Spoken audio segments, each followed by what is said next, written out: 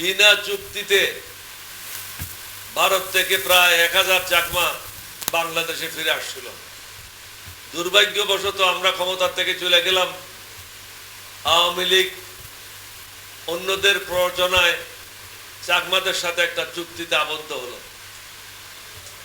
এই চুক্তির সময় তারা অন্যান্য যে ছোট ছোট গোষ্ঠী আছে তাদেরকে অবহেলা করলো। পার্বত্য চট্টগ্রামে মোট 14টি উপজাতি আছে। সবচেয়ে বড় হলো চাকমা, তারপরে বড় হলো ত্রিপুরা, তারপরেগুলি খুব ছোট ছোট, কারো 10,000 লোক আছে, কারো 5,000 লোক আছে, কারো 15,000 লোক আছে, এই ধরনের। যারা আজকে কুকি চিন করেছে তাদেরকে সমাজের সাথে সম্পৃক্ত করার জন্য শহীদ রাষ্ট্রপতি জিয়াউর রহমান একটা আবাসিক স্কুল করে দিয়েছিল শুধু মারমা জাতির জন্য। এবং পার্বত্য চট্টগ্রামে আমরাই প্রথমে, এরশাদ আমল থেকে অবশ্য শুরু হয়েছিল, এটা কোনো অস্বীকার করার উপায় নেই। বিভিন্ন জায়গায় রাস্তাঘাট, স্কুল, কলেজ শুরু হয়েছিল, যেটা বিএনপির প্রথম শাসন আমলে 1991 সালে এটাকে আমরা আরো জোরদার করি। আমাদের মূল লক্ষ্য ছিল সবার জন্য সমান সুযোগ সৃষ্টি করা, জাতি ধর্ম নির্বিশেষে। প্রেসিডেন্ট জিয়ার সময় অধিকতর কতগুলি সুযোগ সৃষ্টি করে দিয়েছিল, সেটা হলো পার্বত্য চট্টগ্রাম থেকে যারা ব্রিলিয়ান্ট ছেলে তাদেরকে বাধ্যতামূলকভাবে কোনো পরীক্ষা ছাড়া ইঞ্জিনিয়ারিং কলেজ, ক্যাডেট কলেজ এবং মেডিকেল কলেজে ভর্তি করার একটা সুযোগ করে দেওয়া হলো। আজকে যে ঘটনাটা ঘটছে, আমরা কয়েকদিন আগে পত্রিকায় দেখলাম, তাদের সাথেও আলাপ আলোচনা চলছে। আমার কথা হলো, কিসের আলোচনা? আমরা যদি রাস্তায় মিছিল করতে যাই আমাদের উপরে গুলি করেন, আমরা যদি মিটিং করতে যাই আমাদের উপরে সাউন্ড গ্রেনেড মারেন, আর যারা দেশের সার্বভৌমত্ব নষ্ট করতেছে তাদের সাথে প্রেম প্রীতি করেন, এটা কি ধরনের দেশ? কুকি চীনের বিরুদ্ধে কঠোর ব্যবস্থা কেন গ্রহণ করা হচ্ছে না?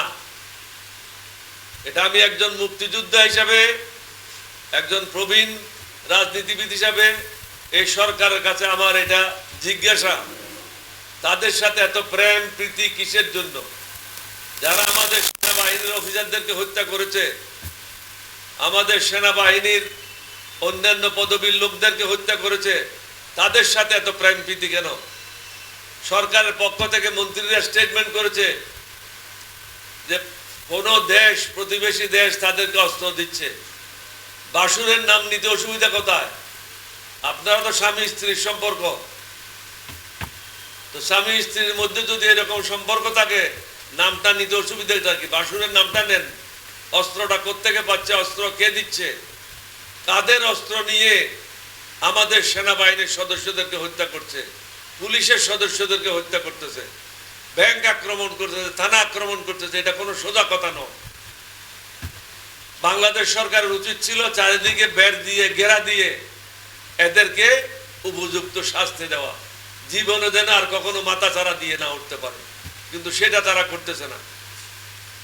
আস্তে আস্তে ধীরে ধীরে তাদের সাথে প্রেম প্রীতি করে কাজ চালিয়ে যাচ্ছে।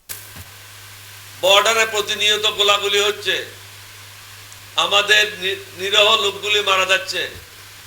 বাংলাদেশ সরকারের পক্ষ থেকে একটা প্রতিবাদও নাই। নিশ্চয়ই প্রতিবাদ থাকার কথা না? স্বামীর বিরুদ্ধে কিভাবে কি কথা বলবে? তাহলে তো ঘর ভেঙে যাবে, ডাইভোর্স হয়ে যাবে। ডাইভোর্স হওয়ার ভয়ে স্বামীর বিরুদ্ধে কোনো কথা বলছে না। এতে জনগণ ক্ষিপ্ত, জনগণের মধ্যে একটা চাপা ক্ষোভ সৃষ্টি হচ্ছে।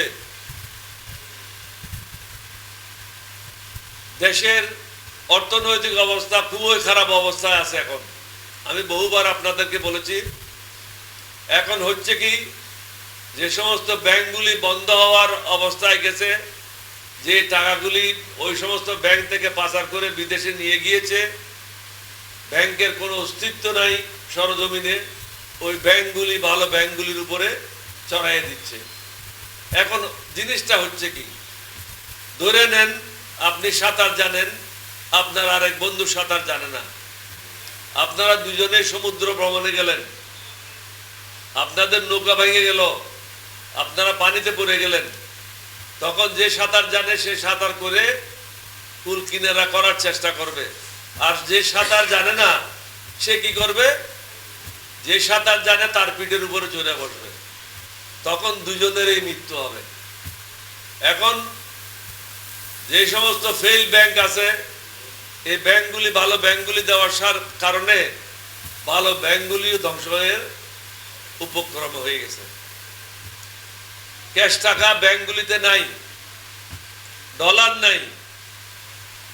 বিদেশ থেকে যে নিত্য প্রয়োজনীয় দ্রব্য বা ওষুধ যেগুলি আমরা বলি, হার্টের বাল্ব বলেন, হার্টের স্ট্যান্ডিং এর জন্য বলেন, যে সমস্ত জীবন বাঁচানোর জন্য ওষুধ, এই ওষুধগুলি এখন বাজারে পাওয়া যাচ্ছে না। এবং এগুলি বাংলাদেশের কোনো ফ্যাক্টরিতে ম্যানুফ্যাকচার করার কোনো ব্যবস্থা সরকারে নিচ্ছে না। যদি বাহিরের থেকে না আনতে পারেন তাহলে আমাদের ফার্মাসিউটিক্যালগুলিকে অর্ডার দেওয়া উচিত ছিল যে এই ফার্মাসিউটিক্যাল এই ওষুধটা বানাবে, এই ফার্মাসিউটিক্যাল এই ওষুধটা বানাবে। এখানে কোনো কথা শুনতে চায় না। বিদেশ থেকে যেগুলি ওষুধ আসার কথা এটার একটা তালিকা প্রস্তুত করা উচিত ছিল। তালিকা প্রস্তুত করে ফার্মাসিউটিক্যাল মালিকদেরকে ডেকে তাদেরকে নির্দেশ দেওয়া উচিত ছিল যে আপনারা অনতি বিলম্বে 15 দিনের মধ্যে, 1 মাসের মধ্যে এই ওষুধগুলি প্রডিউস করবেন, বাজারে ছাড়বেন। তাহলে আমাদেরকে বিদেশের উপর নির্ভরশীলতা বা নির্ভরশীল হতে হতো না। আজকে ওষুধও পাওয়া যাচ্ছে না এবং দেশেও এই ওষুধ তৈরির কোনো পরিকল্পনা নেই। এক্সপোর্ট দিন দিন কমে যাচ্ছে, ইম্পোর্ট দিন দিন কমে যাচ্ছে। ফলে কি হচ্ছে? যুবকদের চাকরির সন্ধান নাই, বেকারত্ব বৃদ্ধি পাচ্ছে, অনেকে চাকরি চলে যাচ্ছে। অনেকগুলি, আমি প্রত্যেকটা মিটিংয়ে বলেছি, শত শত গার্মেন্ট ইতিমধ্যে বন্ধ হয়ে গেছে।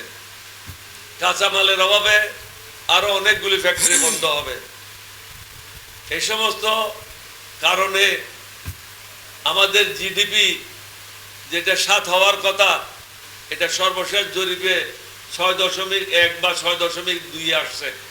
শেষ পর্যন্ত কোথায় যে ঠেকবে তার কোনো সঠিকভাবে কেউ বলতে পারছে না।